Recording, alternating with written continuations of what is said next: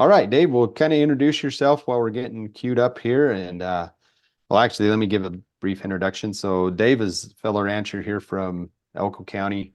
I've watched what he's done. He's managed millions of acres for different owners and done that successfully. He definitely has a regenerative mindset. He is he's well qualified to be able to speak to us here today. And so we're going to let you jump right in, and I'm going to find it's Brett Crosby. It's who we need to find and make co-host. Correct. I see he's on here. Well, I'll just start by thanking both of you, Jared and Selena. This is a great forum you guys put on, and if I look distracted, it's because I was signing up for the 14th and 15th. I look forward to that. Uh, Grateful to as have you.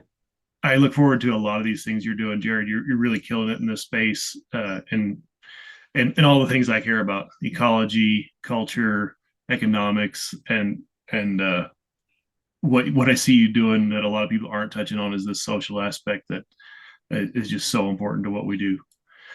Um, so with my thank yous out of the way, I'll introduce myself.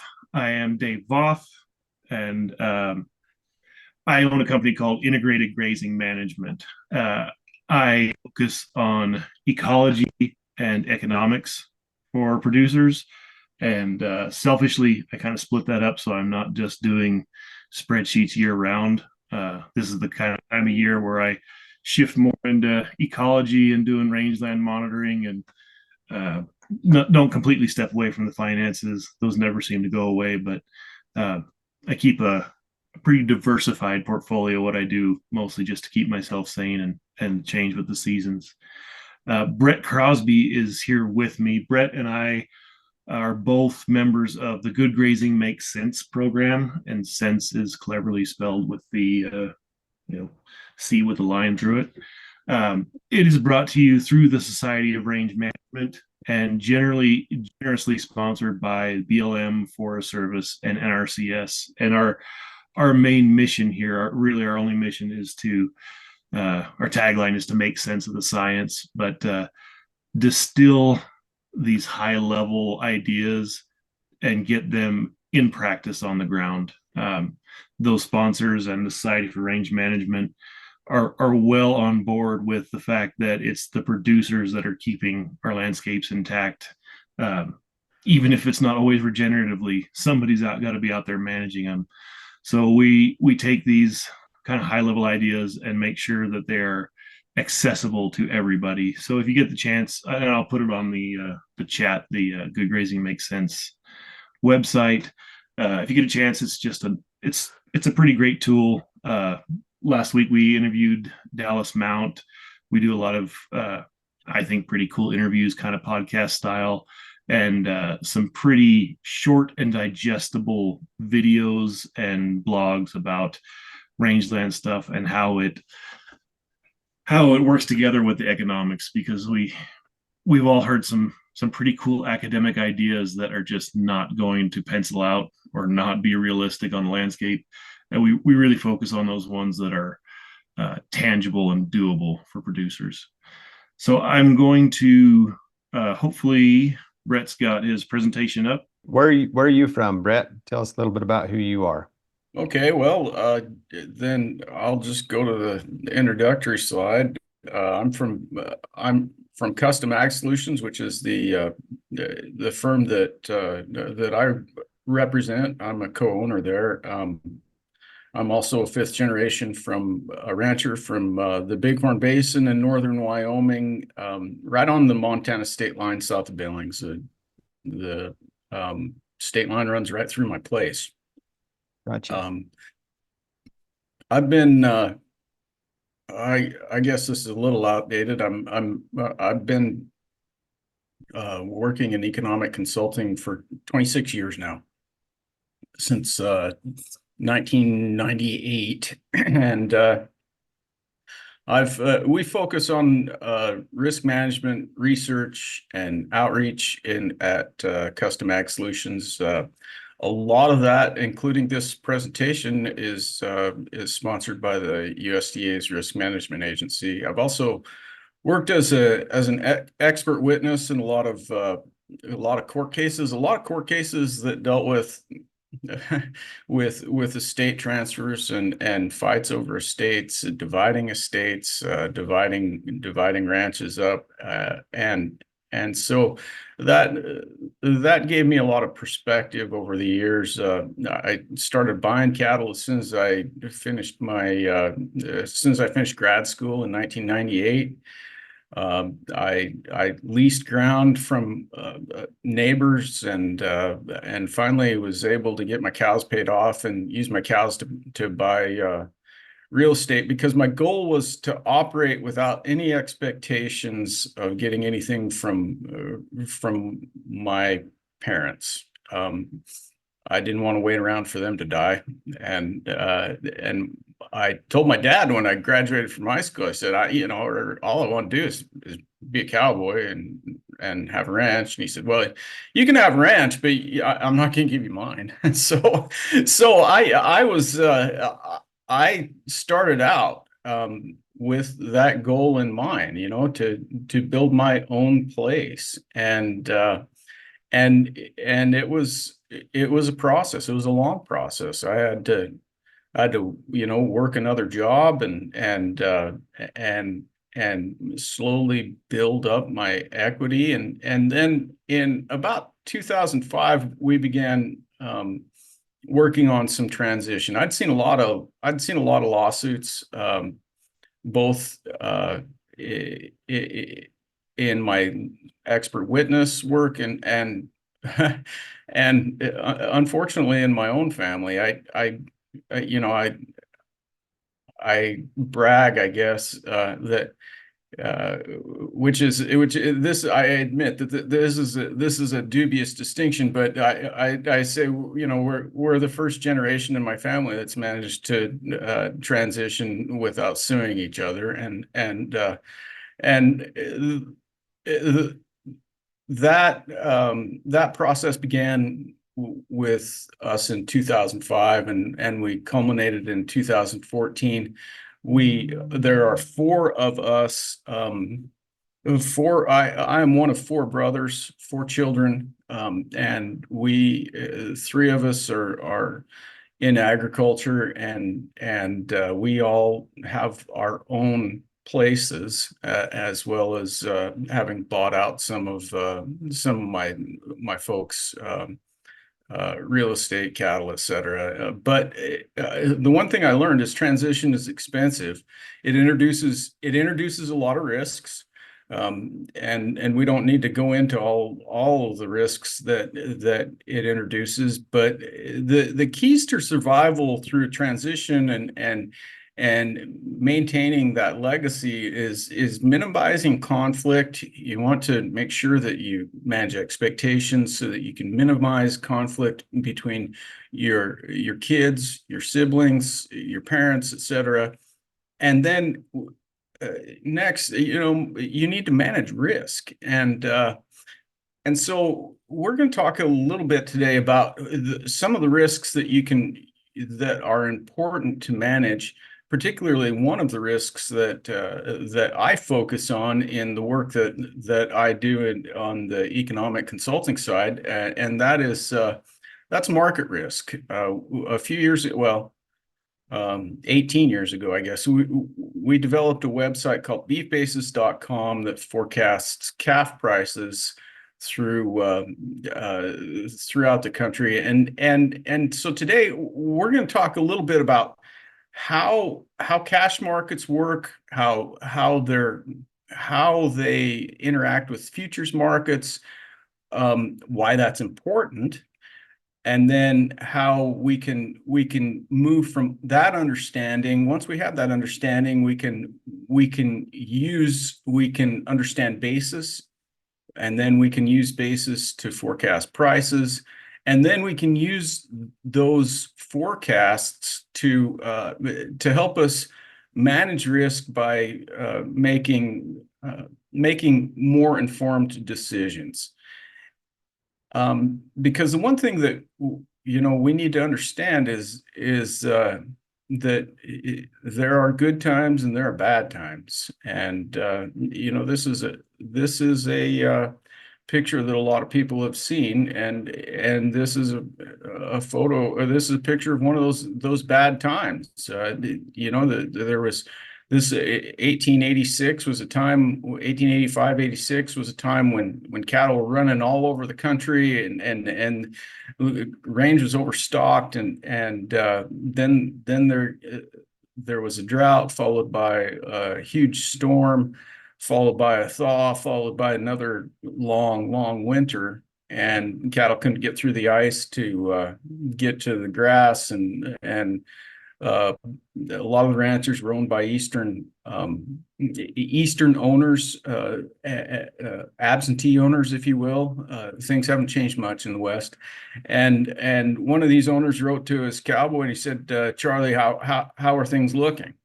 And this is what Charlie Russell, who was the line rider for the outfit, sent back to him, and it began his career. But it also taught us that there are going to be lean times, and we need to prepare for those. And one of the things that we overlook is price risk and managing prices. We oftentimes think that, well, we take the prices that we get every year. There's nothing we can do about it, and that isn't necessarily the case. Not only is it not the case, it's a very critical component of managing risk. I think anyone who has calved in the winter has probably at one point or another had a calf in their bathtub. I know I have. We picked up a calf, and he was all but dead. And I stuck him in the bathtub. My wife didn't divorce me, which was a good thing, and he survived. We named him Lazarus, and I felt good about saving that one calf. We'll all go out of our way to make sure that we wean as many live calves as possible, but we don't spend nearly as much time or effort in managing market risks. And when you look at the gross income impact, market movement is equal in magnitude to the number of live calves sold. In other words, what I mean by that is if you sell 10% fewer live calves than you expected, you're going to think that was a total train wreck, right? We have become very good at keeping calves alive, at forecasting how many live calves we're going to sell within 1 or 2%. But if the market moves by 10%, that's going to have the same impact on your gross income as if you had 10% more or fewer calves to sell. Likewise, the market movement is one of the most volatile line items in your budget. How many times do we see the market change 10% or more in a given year, or from year to year? And because it is one of the least controllable factors, we often overlook managing it, even though it's so important, which is why we want to, and I want to emphasize this, that information and knowledge give us power to manage those price risks that are so critical to our survival. Remember, when we make transitions, we're taking on some risks. Sometimes we have to buy out siblings. We have to buy out our parents. I know my kids are going to have to buy at least part of my operation out because that's my retirement. And so there are risks associated with transition that we need to prepare for. So let's talk a little bit about cash markets first. Just to give everybody a quick rundown, we hear a lot about the feeder cattle index. That is the weighted average price of 7 to 900 pound steers. So you can call it the weighted average price of an 800 pound steer in a 12 state region that kind of goes from Canada to Mexico, right through the middle of the country, and on a 7-day rolling average. So it picks up it picks up every single auction that in that 12 state area that has an AMS reporter.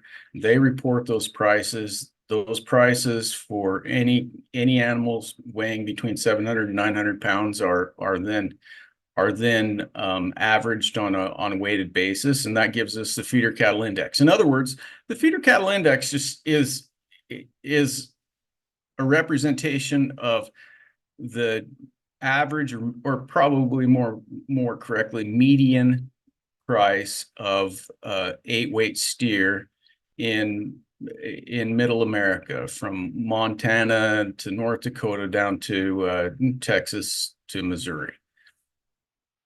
Now, this is what we see.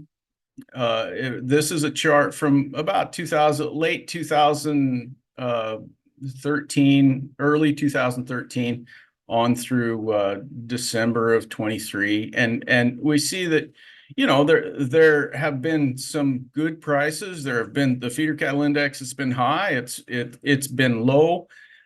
Generally, we see in the cattle cycles, we'll see a spike, and then we'll see a number of years where the price ranges in a tighter range below that spike, and then we move on to the next cattle cycle. We get another spike, and the bottom of that next range is probably going to be closer to the top of the last range. So going forward, we can probably, we can reasonably expect that the range will be somewhere between 160 and 220 for the feeder cattle index. Now, let's talk about the feeder cattle futures. The futures are simply the market's best guess of the index on the date that particular futures contract expires. In other words, if I'm looking at January futures or May futures, August futures, they all expire at the end of the month, and that represents the market's best guess at what that feeder cattle index is going to be when May, August, January, pick your contract, expires. And it's cash settled, which means that the last price is usually the index price on the expiration date. So how do people use the futures? Well, you think sports in Vegas. If you think the index is going to be higher than the futures are right now, then you buy. You take the over. If you think the futures are going to be lower than the futures are trading right now, then you sell or you take the under. If you are looking at the futures and you say, hey, that's a really, really good price, I don't want it to go any lower, you can sell, you can take the under, so that you make money if the price goes lower. You lose money if it goes higher, but that's offset by the increase or decrease of the cash price that you're going to receive for your calves. But here's the problem. There's a lot of difference between the price of an 8-weight steer in Nebraska and the price of a 5-weight heifer in Wyoming, Montana, pick your state. So how do we look at the market's expectation of what 8-weight steers are and translate that into what our 5-weight or 6-weight steers are going to be worth at that point? And how do we use that information to make good marketing decisions? Well, that's why we started Beef Basics. If we look at the futures, we see, the futures will will track the index, but they're not always the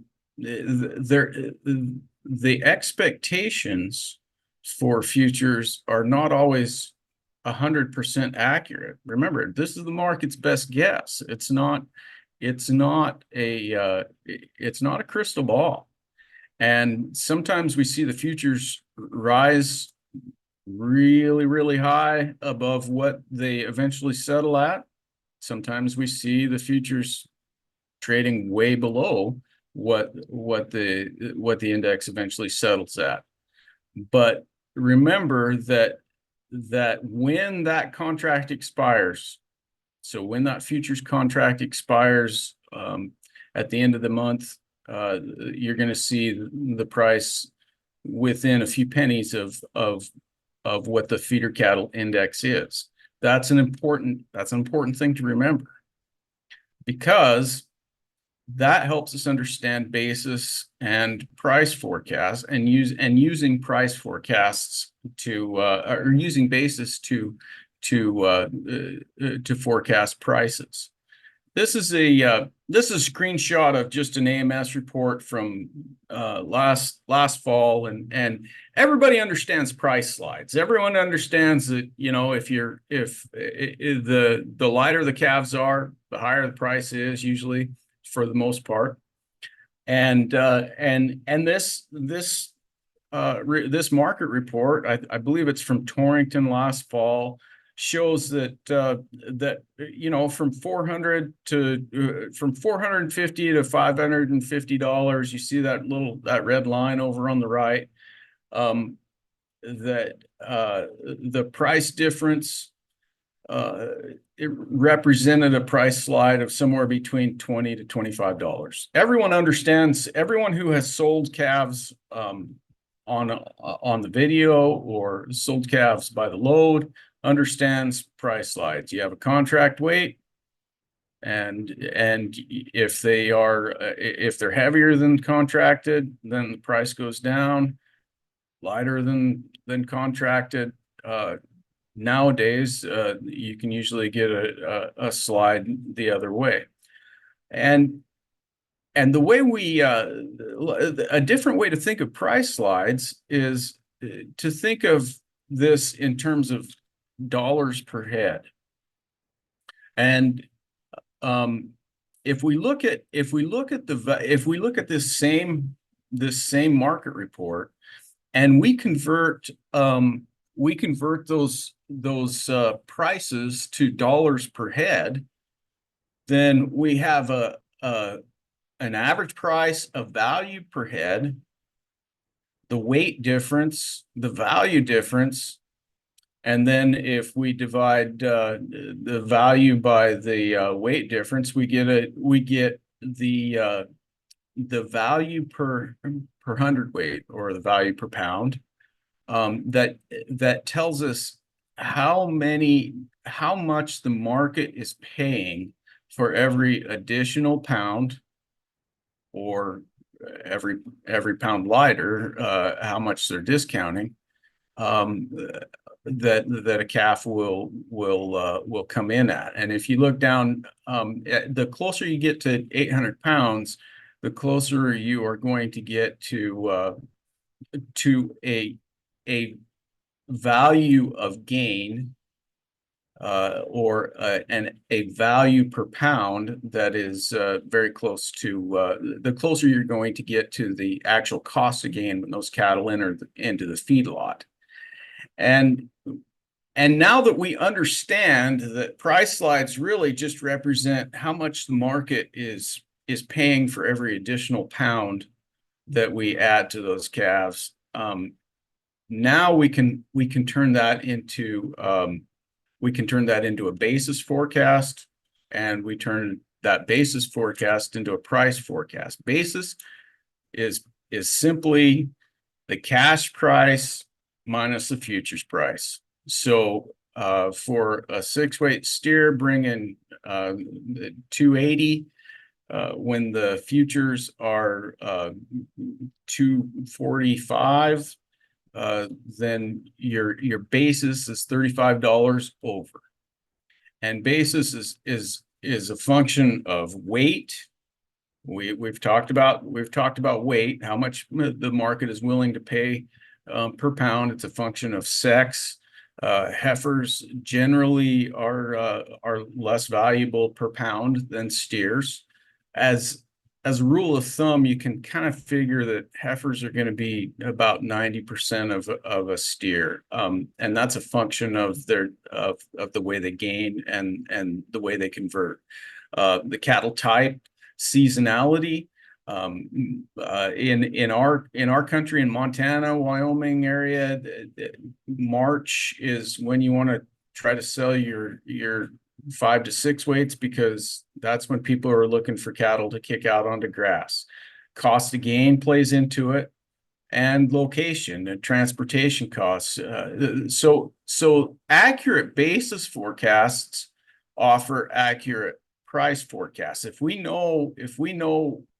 can forecast basis, in other words, the difference between cash and futures, then we add the basis back to the futures and we get a price forecast, which is what we did 18 years ago with K-State. In conjunction with K-State, we created beefbasis.com, which forecasts basis and price. And if you go to beefbasis.com and you log in, you got to create a login, because we had to find a way to keep the bots from accessing the site. But the login is free.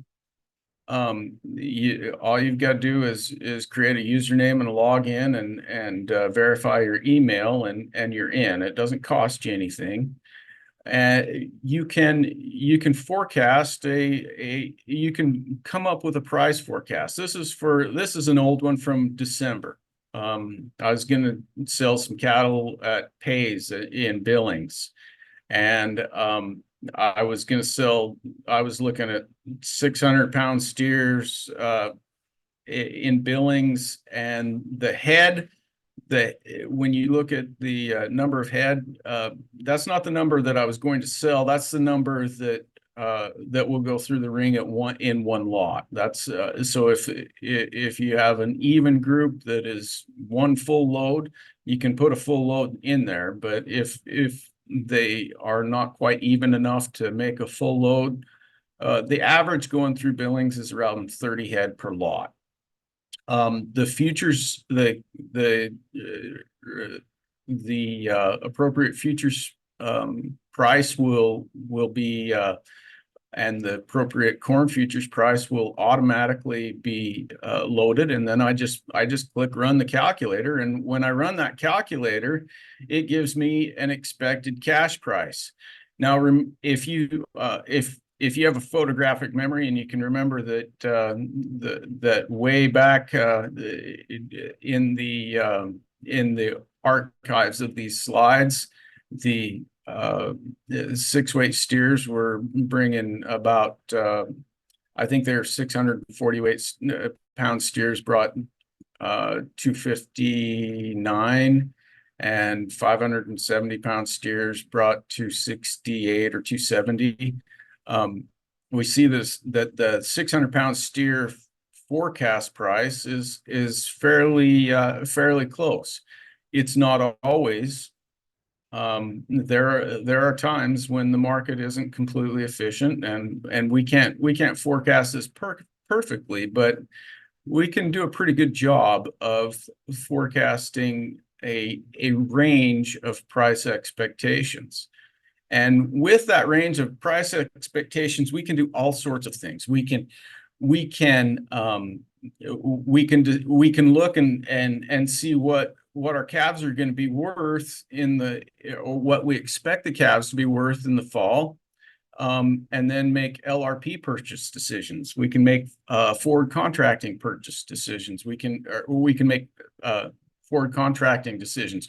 We can make futures position decisions if we trade the futures.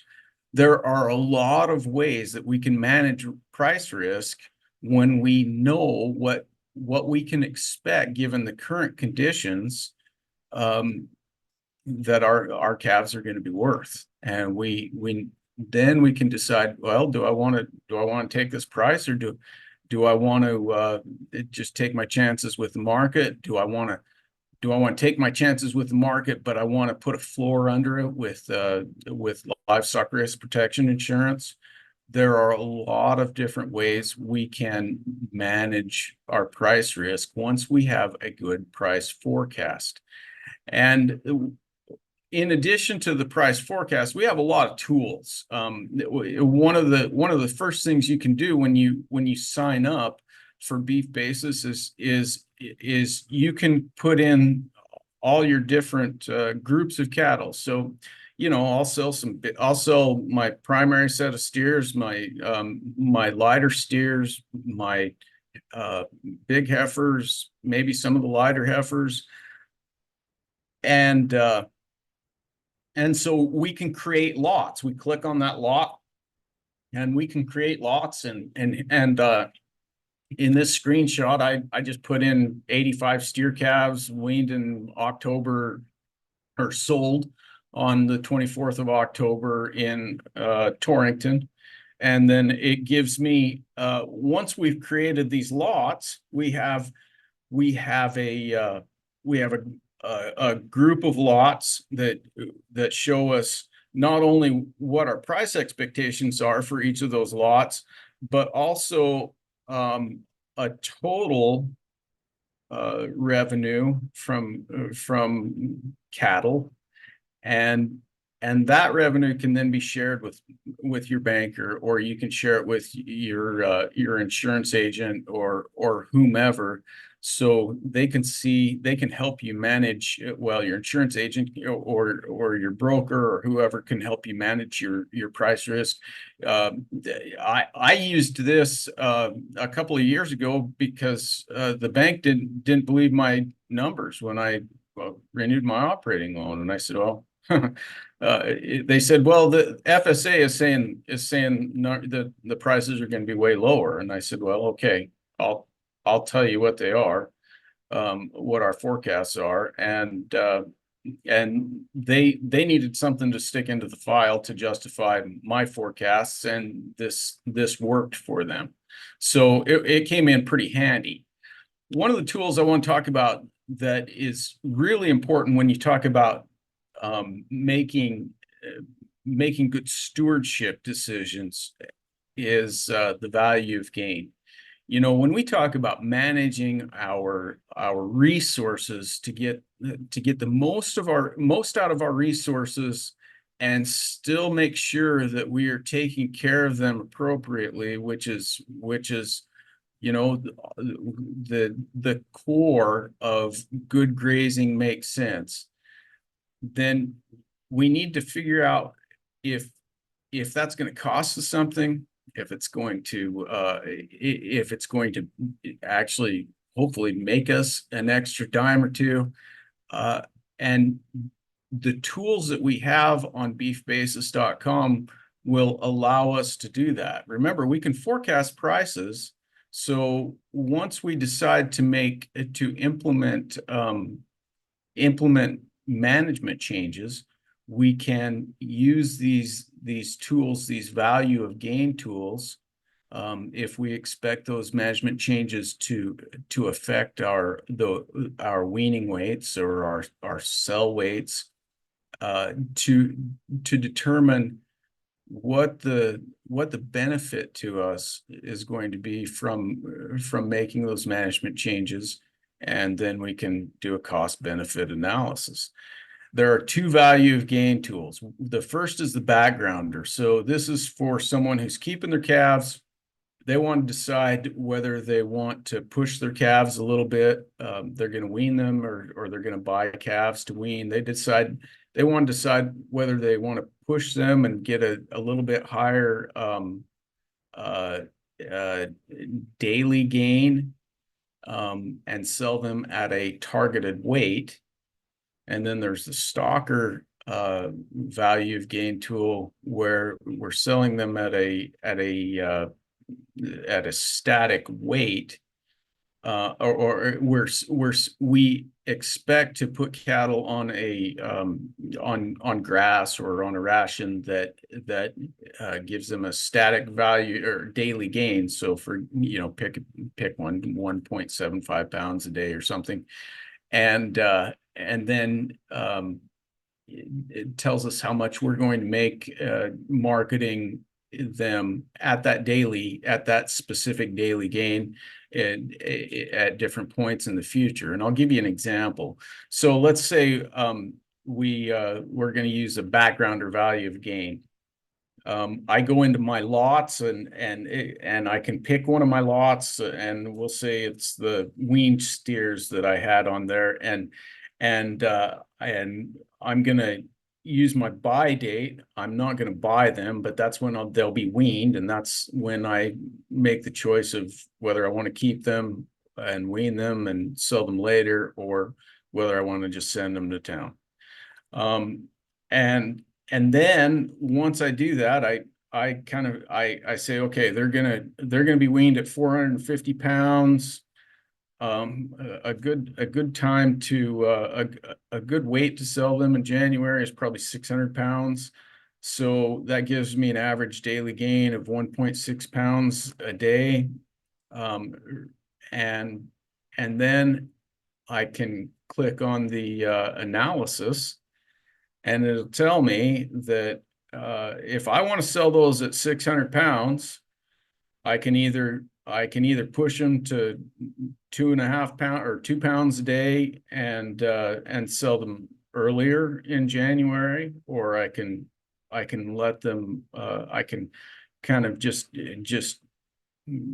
tough them out and give them enough protein to keep growing, but not really put any flesh on them. Sell them at 600 pounds on the 16th of February. And over on the right, you see how much how much value you're adding to each animal at those different rates of gain.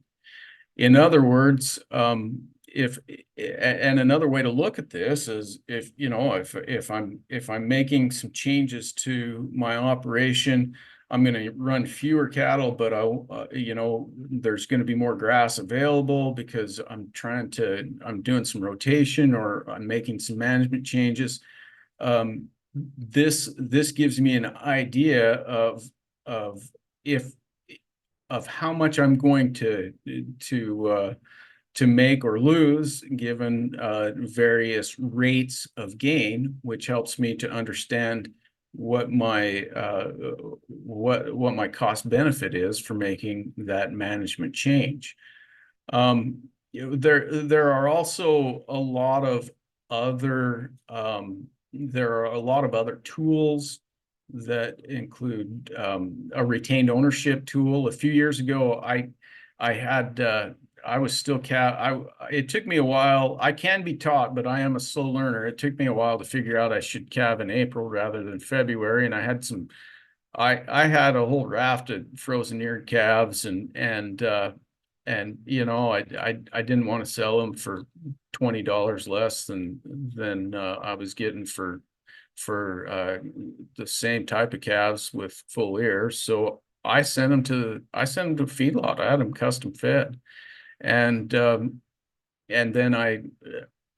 from that experience, I was able to get a pretty good idea of what my cattle did on feed, how they performed. And now we have this retained ownership tool that I use all the time to decide whether I want to send cattle to a custom feedlot and have them fed out, or whether I want to just sell them outright. And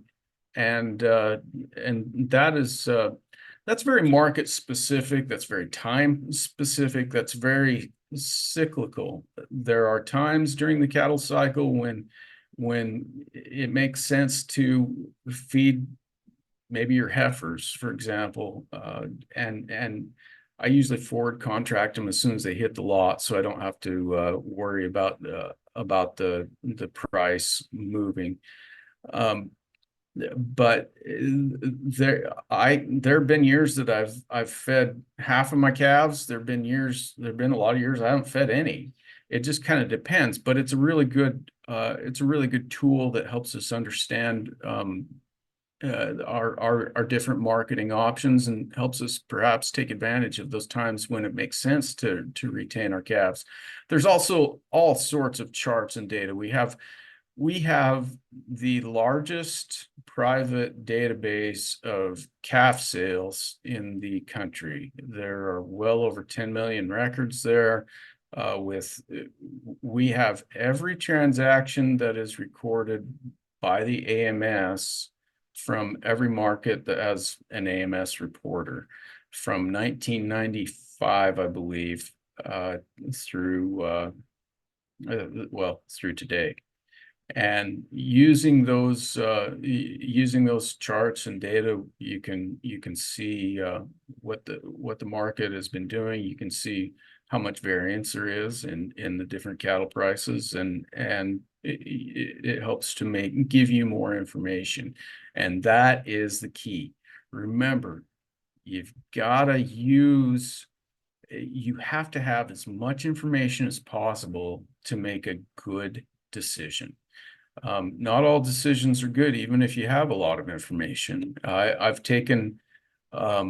made a lot of decisions that I had really good information for, that or I thought I did at the time, that ended up being train wrecks.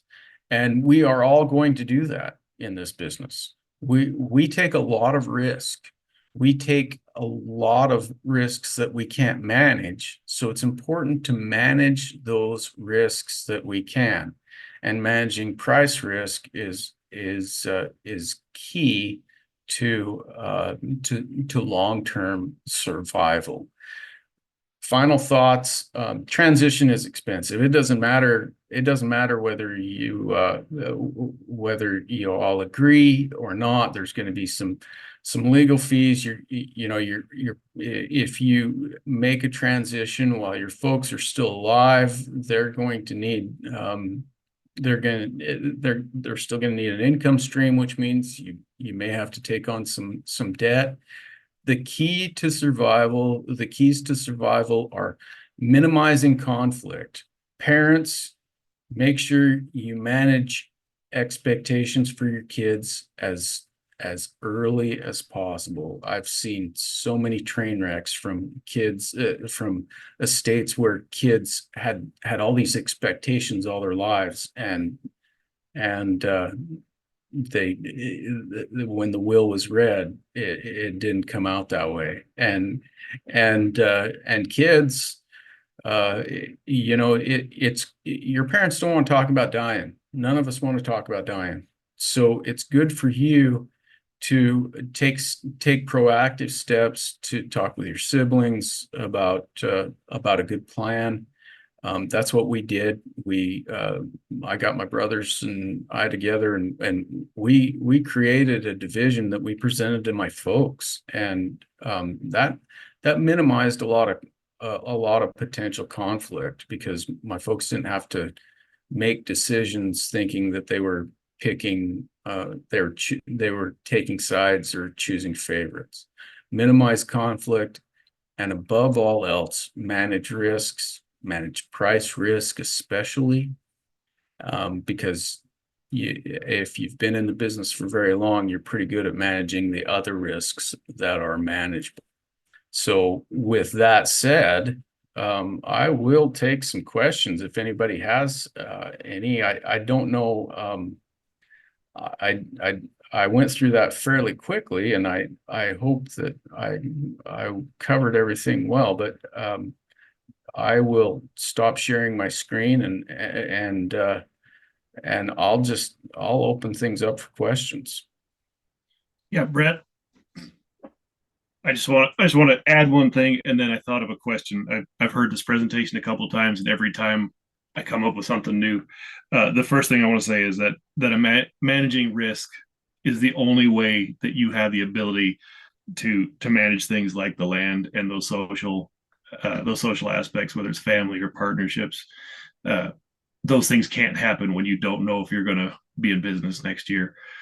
But something I thought about during this is, we talk a lot about Junior coming back, or the kids not wanting to come back. Take a step back to see the forest. Are some of these tools like hedging, could they be used as an enterprise to get kids back to the ranch and increase the value of things, so that we're not having to take a 500 cow operation and now feed two families instead of one? Or are these the kind of things that you think could lend itself to kids wanting to come back and be part of the ranch? I think so. If I understand your question correctly, you're asking if using the futures markets, it can be a profit center. Is that what you're asking, or Yeah, are an you? enterprise or a Mm, profit center, a way to increase the cash flow and value of a place that allows to feed more families. Well, one of the reasons that a lot of people don't use the futures is they've all heard that story about the neighbor's kid from so and so that came back and tried to do that and ended up losing the ranch, because there's so much risk in trading futures, and there's so much leverage associated with trading futures. Remember, uh, markets are as efficient as they are as efficient as our information. So I think making money using futures markets is probably not the best way to try to incorporate new revenue into the operation. But I will say that using futures and options to take advantage of seasonal cyclicity is definitely a good way to maximize your revenue. And by that, remember that chart of the feeder cattle index we saw, and it tracked with the futures from 2016 through 2020, 21. I think there was 1 year in that 7-year period that you couldn't lock in a futures price for November feeders at or above 150. Remember, the range was 120 to 160. So that most years, 6 out of 7, you can use the futures to lock in a price that is in the 75th or percentile or higher of that 8-year range. And that's where I think we should focus our efforts when we start looking at utilizing futures and options. Hopefully that answered your question. Appreciate that. Dave, do you want to add any your perspectives just from your experience, and get people a chance to kind of introduce yourself and what you do and how folks might be able to get a hold of you? I see you as a resource as well, from grazing management and business consulting. You bet. Boy, I've heard that presentation a couple times, and I'm excited every time I hear it. I learn some more about it, and Brett has helped demystify some of the complexities of marketing that allow me to do a little bit better risk management. But I have Brett's phone number, and I use it quite frequently.